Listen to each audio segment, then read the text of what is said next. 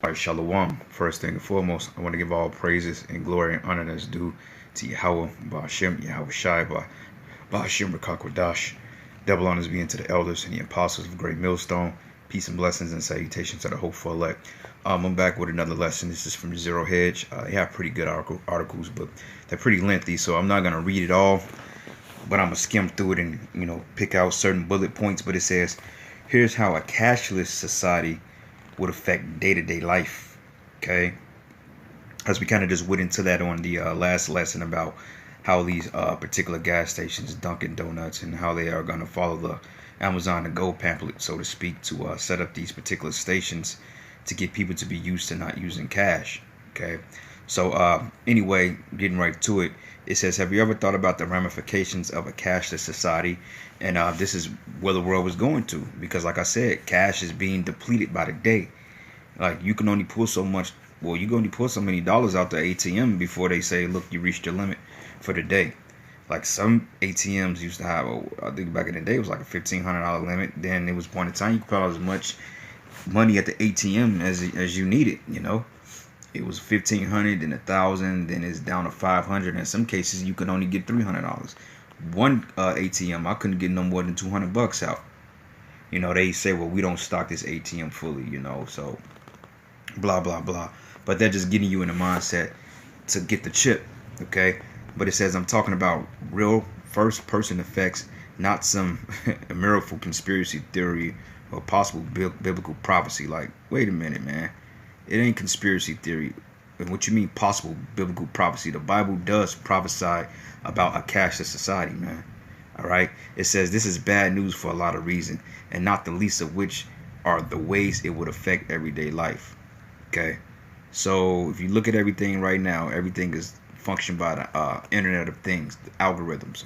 Like right now, everything is focused on a grid or a computer, but sooner or later, like, you got 5G. Like, they're trying to roll everything out into 5G.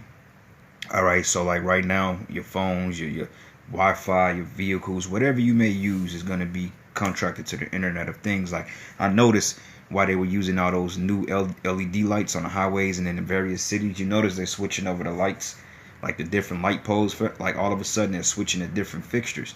And when I was looking at them, and then when I researched, Spirit came to me like, those things are actually operated through 5G. At least for the most part, they're 5G compatible. So it makes sense that if they want to turn up the numbers, they can easily just turn on the 5G. And there you go. Because a lot of 5Gs are being installed on top of light poles. Believe it or not. And give me a second. What the hell is this? Some stupid fucking pop-ups, man. Damn.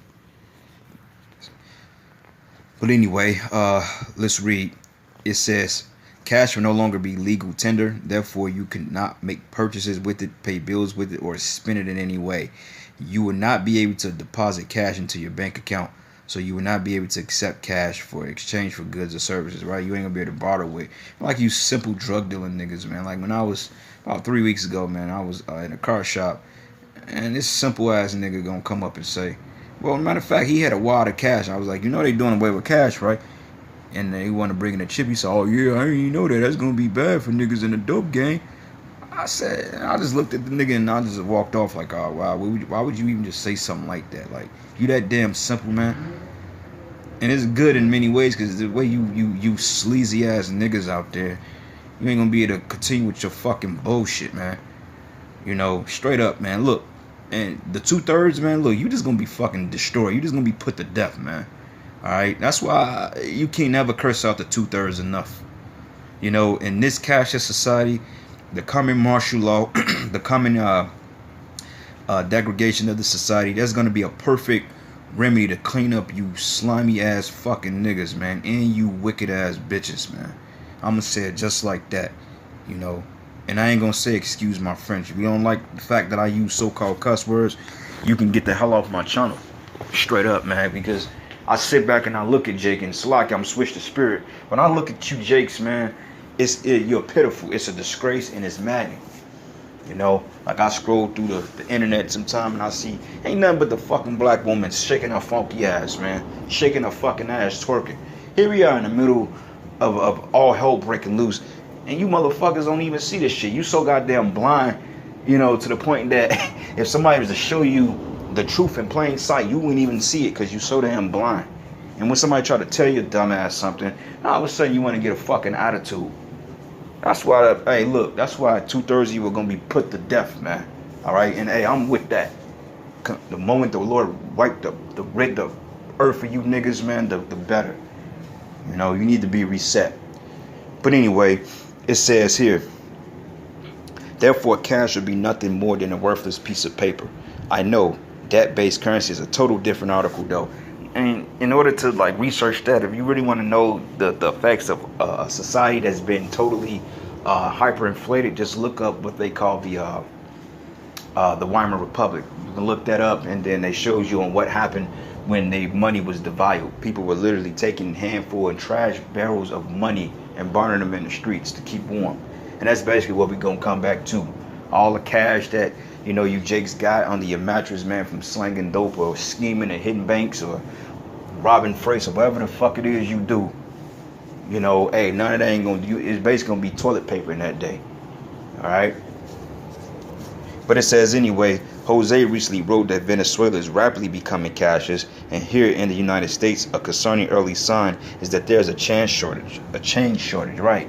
In Venezuela, that whole thing was set up anyway to bring in a cashless society. I won't be surprised they down there getting microchipped as we speak, because that money was totally devalued. And that's what happens when you are in bed with these damn devils and you allow them to set up a central bank in your freaking in your countries, you know.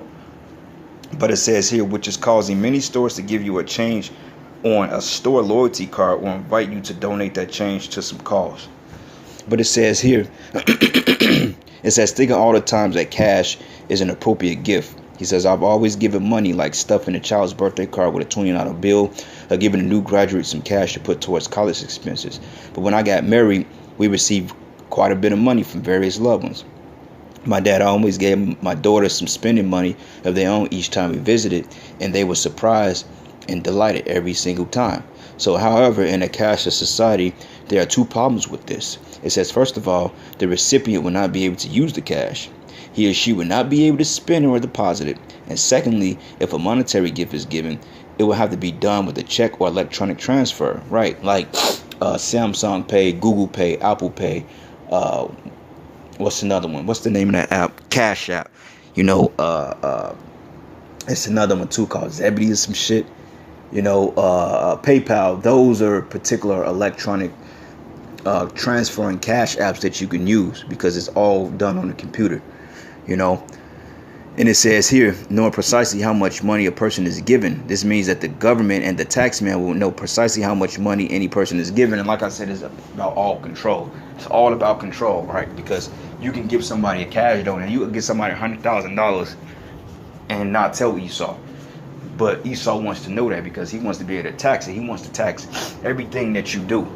I mean, he wants to tax the air you breathe, the car you drive, the water you drink, you know, the house you buy. You know, he wants to tax everything, the clothes on your back. He want to tax you from coming in the house. You know, like Yahweh Shah say, render unto Caesar's what's Caesar's. But this man, he's the devil. You know, he's the devil. He's a diabolical demon, and he's on his way out of here. Luckily, all right. I yearn for a society without Esau, man. I yearn for a society without having these fucking devils that just take and continue to oppress. I yearn for a society like that, man. You know, and I don't understand what the hell is wrong with Jake. Jake preferred this way of living. Jake want the draconian way of living. Like, why? Niggas say, oh, we have no king but Caesar. Okay, you're going to see how much of a king he is when he start kicking in your door and putting your ass and your children right in a FEMA camp and cutting your goddamn heads off, man. You know?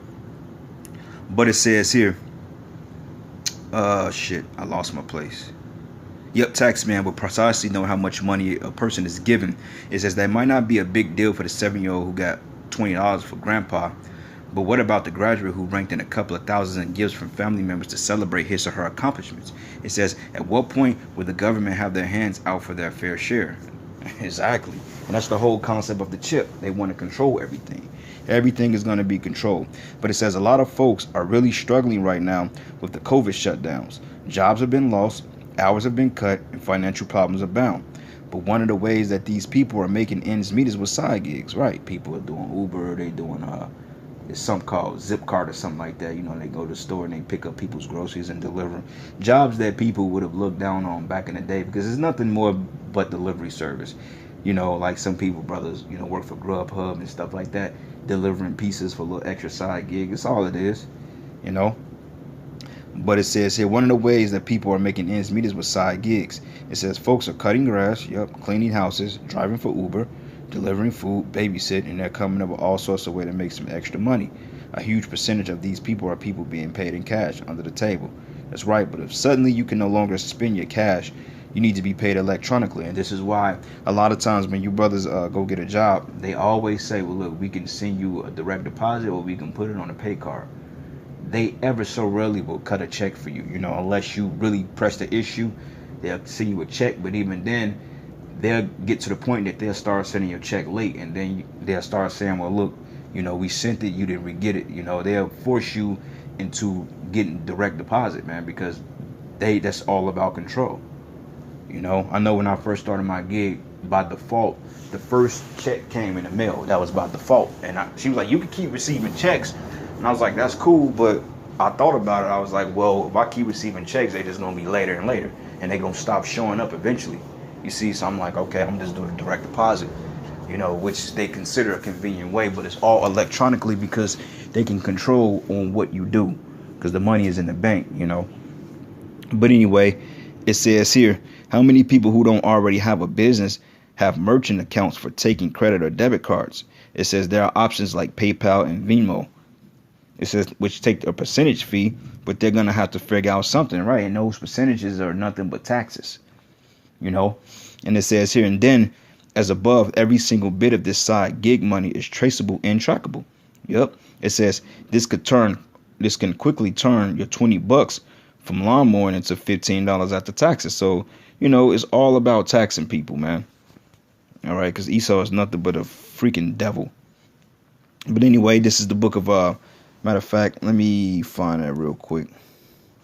Proverbs 28. I think it's 5. Yep. Also, the scriptures go into when the righteous are in authority, the people, when the wicked is in authority, the people mourn. Matter of fact, Proverbs 29:2, it says, when the righteous are in authority, the people rejoice. But when the wicked bear rule, the people mourn. Okay? People are mourning right now because, like I said, they're losing jobs, people on edge, you know. The money is being taxed. You're entering into a higher tax bracket, meaning you're still below poverty limits. You know, it's nothing but evil. It's just inconvenient, you know. Proverbs 28:5, it says, evil men understand not judgment. Okay? Esau don't understand the judgment of the Heavenly Father. If he understood the laws, statutes, and commandments, he would deal differently with the people. But instead, he oppressed the people. It says, but they that seek the Lord will understand all things. That's right. Going down to verse 8, it says, but he that by usury and unjust gain increaseth his substance. And that's how Esau gained the world. That's how he took over, because he was taxing. You know, he was taxing the people. He was stealing from the people. And that's really how the elites got the land and the banks, because what they did was they bought out the lands for a cheap price and sold them back at extravagant profits. It's no different than gentrification. You know what they do? They tear down the ghettos and slums, and then they'll put some people in there and raise the rents exceptionally. If you want to live there, then you got to pay 3 times the rent. You know, it's basically a usury. And it says, but he that by usury and unjust gain increaseth his substance, and he should gather it for him that would pity the poor. All right, so eventually, man, we're going to get our riches back.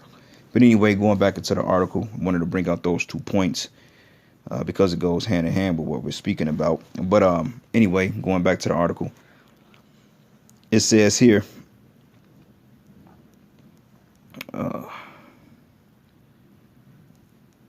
it says, with selling secondhand goods, it says, raise your hand if you ever sold something to pay a bill. Me too. Like a lot of jakes, they usually pawn things. You know, they're pawning it and then go buy it back. Like a lot of jakes, they pawn in video games, or they pawn their TVs or stereos. And now you got what they call these payday loans. You know, what you go to a little currency exchange or like a little payday place, and then they give you like a little $300 loan, but you got like 300% interest on it, and then you got to pay it back at a certain time, or you know they're gonna take what you got and it's going to go on your credit. And a lot of times they set up these little sweatshops like that in so-called people of minority or color neighborhoods, because that's all designed to get our people to stay broken, to stay in subjection under Esau, you know. But it says, I've sold jewelry, furniture, exercise equipment, all sorts of stuff to meet an obligation when in a pinch. But not only that, but I have a yard sale every single year to downsize the things that I found out I don't really use, which often bring in a few $100s. And this is why you see yard sales every week, and you can get some good stuff from yard sales. Like I make that a habit, going to yard sales on the weekend, because you got a lot of stuff you can utilize. But it says, how would this work in the cashless society? He says, well, if you are selling just one larger item, you'll probably end up using some kind of payment app like Venmo or PayPal. But on the other hand, a yard sale would be nearly impossible to conduct electronically, because it says, who is really going to be able to sit there and do PayPal transactions all day, especially when folks are buying things that cost 25 cents. And that makes sense too. But then again, they got like on the new food trucks, they got like these little card things, and some people got that algorithm that transfer out one piece you put in your phone, and it could transfer money electronically. You can swipe your card and it'll go straight to your account, and you can do that on the phone. Just got to buy a piece and set up an account, But it says here, this will mean a lot of people will see a sharp decrease in their earnings. Plus, they'll have to wait for their checks to get money. Plus, it's a lot of power into the hands of the management, and it would not be difficult at all for some folks to manipulate the amounts of workers the amounts the workers have earned. Okay, so anyway, let's go back into the precepts. This is just going into pretty much how it's going to be when the money goes away, which it will, and we're seeing that. Like it says, children, I've written many times on the importance of allowing children to handle their own money. It's that it teaches them responsibility and life skills that will serve them well in the future. But how they going to do that? They're going to do it through Cash App, Apple Pay, Google Pay, because at the end of the day, it's all designed to get the chip, But anyway, this is the book of Isaiah 19:1. It says, the burden of Egypt, behold, the Lord rideth upon a swift cloud, and should come into Egypt, and the idols of Egypt should be moved at his presence, and the heart of Egypt should melt in the midst of it. And I will set the Egyptians against the Egyptians, and they shall fight everyone against his brother, and everyone against his neighbor, city against city, kingdom against kingdom. And we're seeing those play out in these riots, these different protests, etc., because the Lord is stirring up a perverse spirit. And when everything goes cashless, when they collapse the economy, then the money isn't working, then you're going to have people that's going to tend to the streets, and they're going to take. All right. Going down to verses 14. It says, the Lord have mingled a perverse spirit in the midst thereof, and they have caused Egypt to earn every work thereof, as a drunken man staggered in his vomit. It says earn every work, meaning everything you set your hand to do is going to ultimately be tainted. It was going to be completely disannulled. It says, and neither should there be any work for Egypt, which the hell, head or tail or branch or rush may do. So, like this guy was going into the article, man, it's just a matter of time. Everything's going to come to a halt, because like I said, they're going to do this global reset. And that's what we're experiencing through COVID and all these other riots and so forth with the banks. The digital dollar wallet, like Trump was talking about, having everybody set up with digital dollar wallet by January of next year. And if things continue to go at this particular magnitude, I could see just that happening, But anyway, brothers, with that, I want to give all praises and glory and honor that's due to Yahweh Ba'Shem, Yahweh Shai, Ba'Shem Rakakwadash. Double honors being to the elders, the apostles of great millstone, and blessings and salutations to the hopeful elect. And with that, shalom and the Baba Ba, Lord, so you edify into the next lesson. Shalom.